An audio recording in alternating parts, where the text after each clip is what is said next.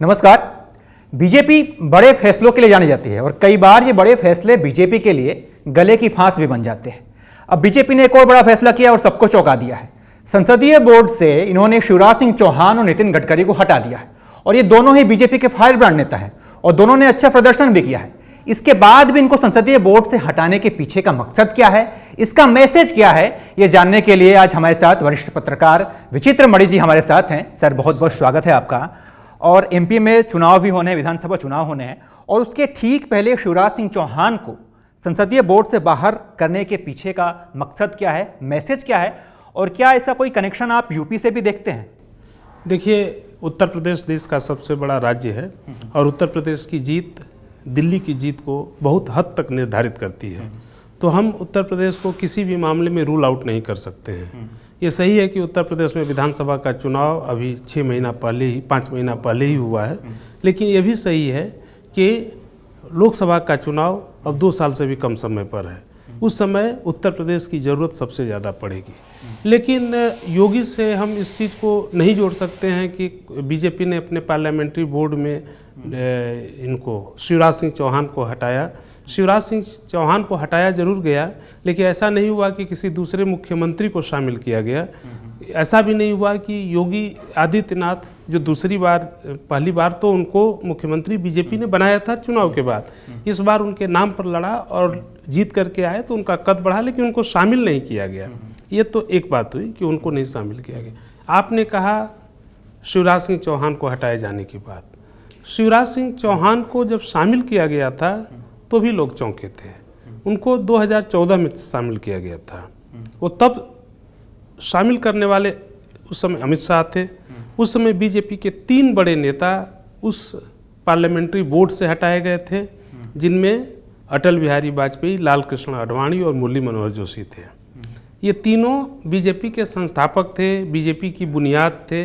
इन तीनों लोगों को हटाकर मार्गदर्शक मंडल में उसमें भेजा गया था और उस समय इनको रखा गया था। लेकिन और उसके बाद 2017-18 में विधानसभा का चुनाव हुआ 4 साल बाद। उस विधानसभा चुनाव में बीजेपी मध्य प्रदेश में चुनाव हार गई।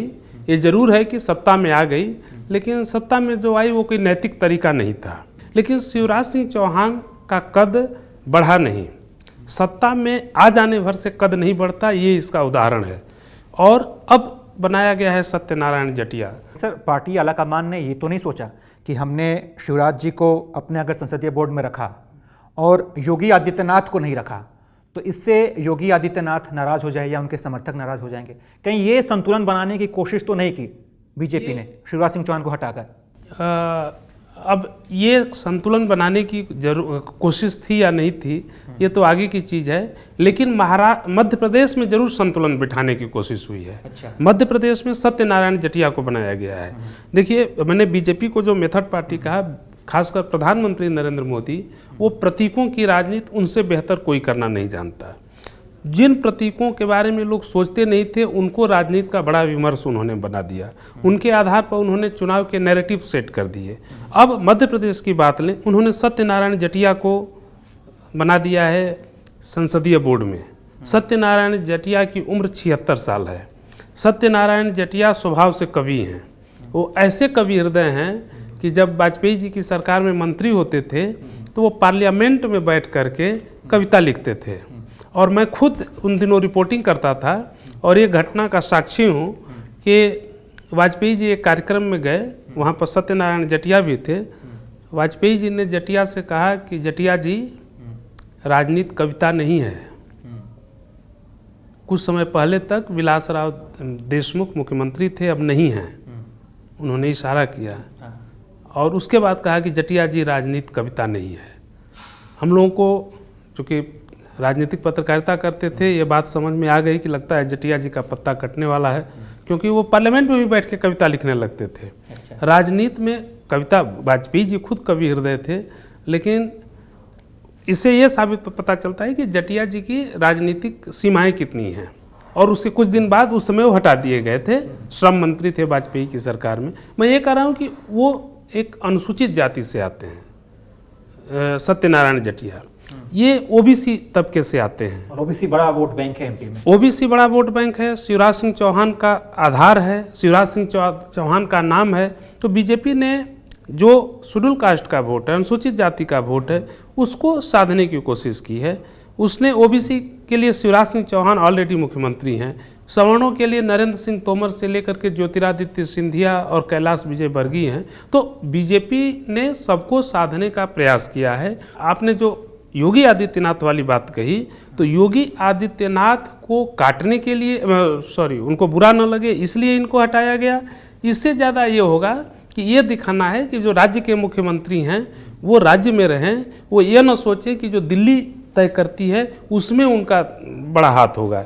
लेकिन सर एक ये मैसेज तो कहीं नहीं गया, कहीं चला जाए कहीं कि लोग ये सोचें, वहाँ की जनता ये सोचे कि शिवराज सिंह चौहान जो उनके बड़े नेता हैं उनका पर कतरने की कोशिश की गई है, कहीं इसका कोई इफेक्ट देखिए चुनाव में तो नहीं पड़ेगा? बीजेपी में लोग बहुत कनेक्टेड है शिवराज से, मामा कहते हैं, और कहीं मामा के साथ थोड़ा सा भी कुछ। बीजेपी, इस देश के लोग बीजेपी के किस नेता से सबसे ज़्यादा कनेक्टेड हैं?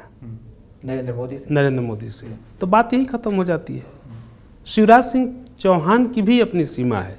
उत्तर प्रदेश का चुनाव योगी आदित्यनाथ के नाम पर लड़ा गया, लेकिन आप ये देखिए कि उत्तर प्रदेश के चुनाव में, चुनाव से पहले, सबसे पहले वो चुनाव सुर्खियों में कब आया? 2 घटनाएं हुई। प्रधानमंत्री नरेंद्र मोदी की गाड़ी के पीछे जो पैदल चल रहे थे योगी आदित्यनाथ, तब लगा कि इनको लगता है पैदल किया जाएगा क्या, ये राजनीति में क्वेश्चन मार्क के साथ आया। उसके बाद वो तस्वीर आई जिसमें प्रधानमंत्री जी योगी के कंधे पर हाथ रखकर बातचीत करते हैं।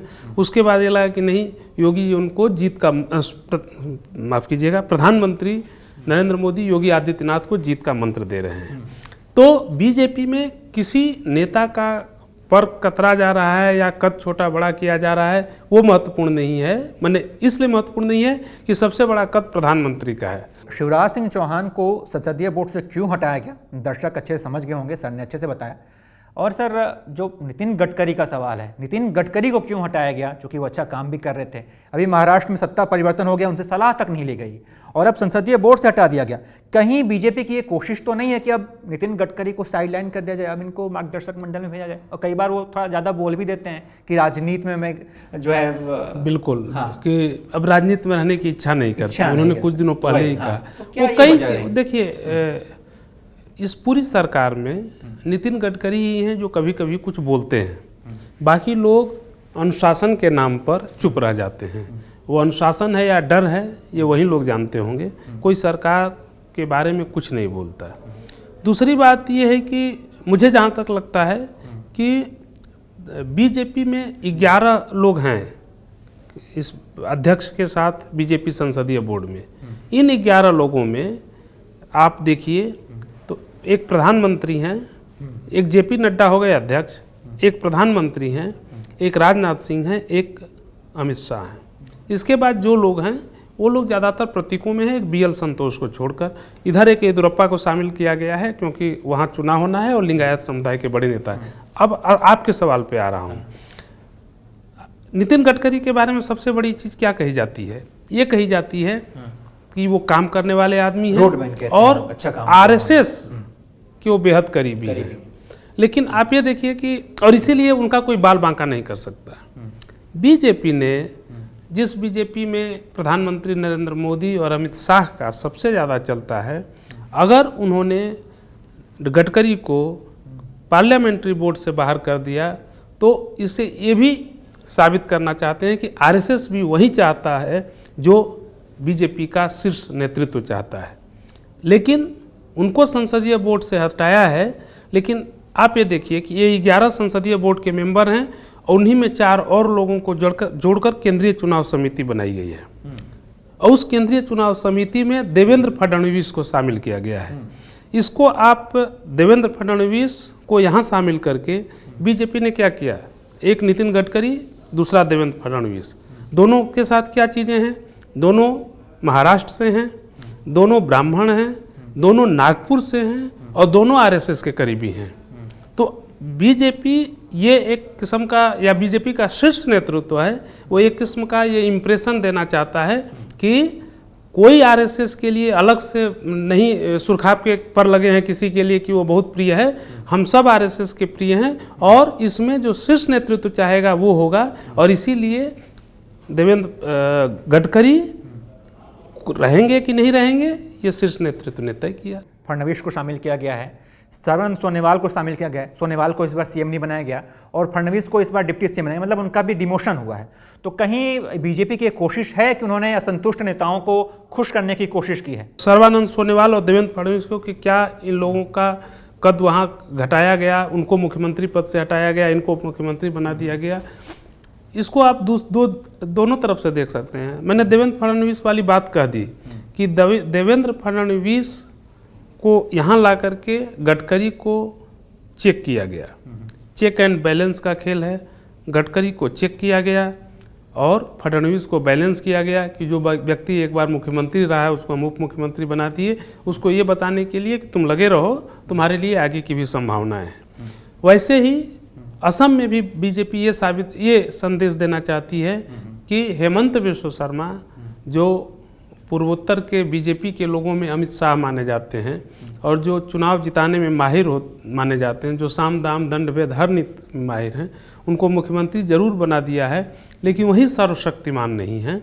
और इसीलिए सोनोवाल चूँकि शेड्यूल ट्राइब से आते हैं, अगले साल नॉर्थ ईस्ट के 5 राज्यों में चुनाव होने हैं। तो उन राज्यों में चुनाव होगा, उधर शेड्यूल ट्राइब्स बहुत हैं जो आदिवासी हैं, तो उनमें उसका बहुत असर रहेगा।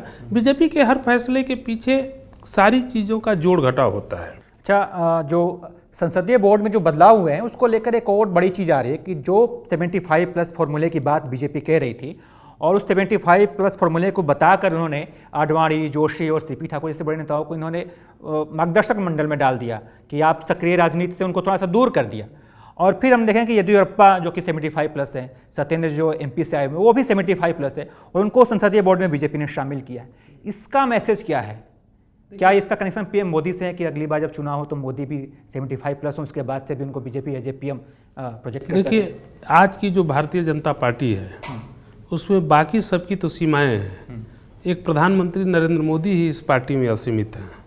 वो असीमित इस संदर्भ में है कि अगर प्रधानमंत्री 75 साल, मान लीजिए फर्ज कीजिए बीजेपी 2024 का चुनाव जीत जाती है और 2025 में 17 सितंबर 2025 को प्रधानमंत्री 75 साल के हो जाएंगे। और अगर वो 2024 में चुनाव जीतते हैं तो जाहिर है प्रधानमंत्री बनेंगे। 2025 में 17 सितंबर को जब प्रधानमंत्री 75 साल के हो जाएंगे तो क्या आपको लगता है कि बीजेपी कहेगी कि आप 75 के हो गए, आप मार्गदर्शक मंडल में चले जाइए? मार्गदर्शक मंडल में वो हैं 2014 से ही, मतलब ये सब छोड़कर चले जाइए। हो सकता है प्रधानमंत्री ये बात कहें कि हम जा रहे हैं, लेकिन बीजेपी इस चीज़ को स्वीकार नहीं करेगी, क्योंकि बीजेपी के लिए प्रधानमंत्री नरेंद्र मोदी कामधेनु हैं। जो कामधेनु के बारे में कहा जाता है कि वो दूध कभी ख़त्म ही नहीं होता था, तो वो दुधारू गाय तो सब होती हैं, वो कभी ख़त्म ही नहीं होता, वो आज की तारीख में है। आपने 75 साल से ऊपर तो बीजेपी ने अपने ये जो प्रधानमंत्री ने 2014 में बनाया था और बीजेपी ने बनाया था, बीजेपी अपने इस आदर्श को, इस सिद्धांत को स्वयं बार बार तोड़ती है, अपनी सुविधा के हिसाब से तोड़ती है। येदियुरप्पा 75 पार के हो गए थे, उनको मुख्यमंत्री पद का उम्मीदवार घोषित की, उनको उनके नाम पर चुनाव लड़ा, जीते और उनको मुख्यमंत्री बनाया। ये हिमाचल प्रदेश में धूमल थे जो बीजेपी के, जो केंद्रीय मंत्री हैं अनुराग ठाकुर जी, उनके पिताजी, उनके नाम पर बीजेपी चुनाव लड़ी। पिछला विधानसभा चुनाव वो 75 पार के थे। ये दूसरी बात है कि वो स्वयं अपना चुनाव हार गए और इसके कारण वो मुख्यमंत्री नहीं बन पाए, लेकिन उनके नाम पर अगर वो जीते होते तो वही मुख्यमंत्री बनते। तो मेरा ये कहना है कि बीजेपी, आप ये मत सोचिए कि बीजेपी दूध की धुली है या सिर्फ आदर्शों में नहाती है।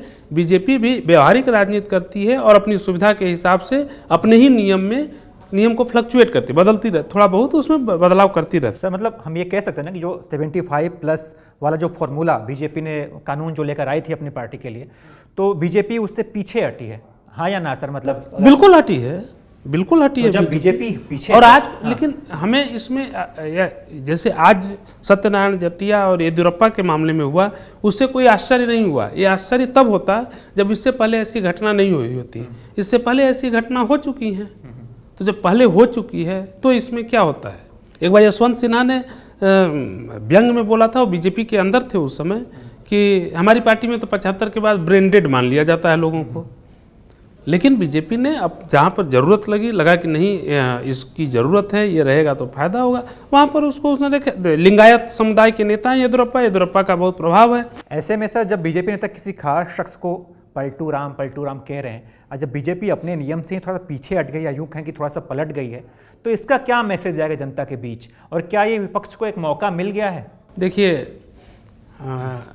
भारत, खासकर भारत के लोग फिल्म बहुत देखते हैं, और आप फिल्मों में देखेंगे कि अगर आप किसी को हीरो के तौर पर पेश किया जाता है, हीरो अगर थोड़ा गलत भी काम करता है तो हम उसको जस्टिफाई कर देते हैं। जैसे चाहे जो भी फिल्म हो, डर हो जो शाहरुख खान का था, उसमें शाहरुख खान नकारात्मक भूमिका में है, फिर भी लोग जब फिल्म देखने निकलते बोलते थे कि यार क्या करे, वो उसको इतना चाहता था। नकारात्मकता नहीं ढूंढते हैं। बीजेपी के बारे में आज इस देश में बहुत अच्छा इंप्रेशन है लोगों में। कुछ तो बीजेपी की अपनी सकारात्मक चीज़ें हैं कि वो बहुत मेहनती पार्टी है, प्रधानमंत्री का अपना एक इम्प्रेशन है। तो ये क्या है, वही मैं जानना चाहता हूँ कि यहाँ पे जो बीजेपी पीछे हटी अपने नियम से, थोड़ा सा पलटी है या यूँ कहें, तो क्या इससे जनता वाकिफ़ है? जनता के बीच इसका क्या मैसेज जाएगा कुछ?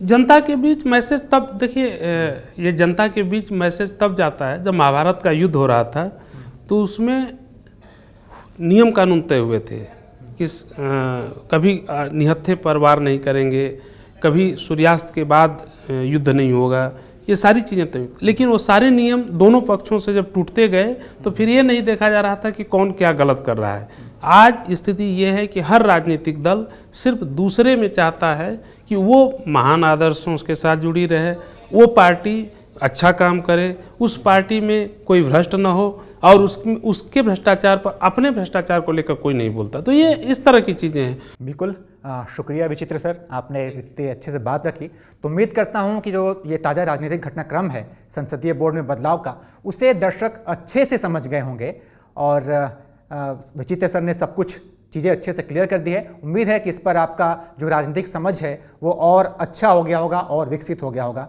तो फिलहाल इस वीडियो में इतना ही। बाकी तमाम अपडेट्स के लिए आप देखते रहिए ABP लाइव।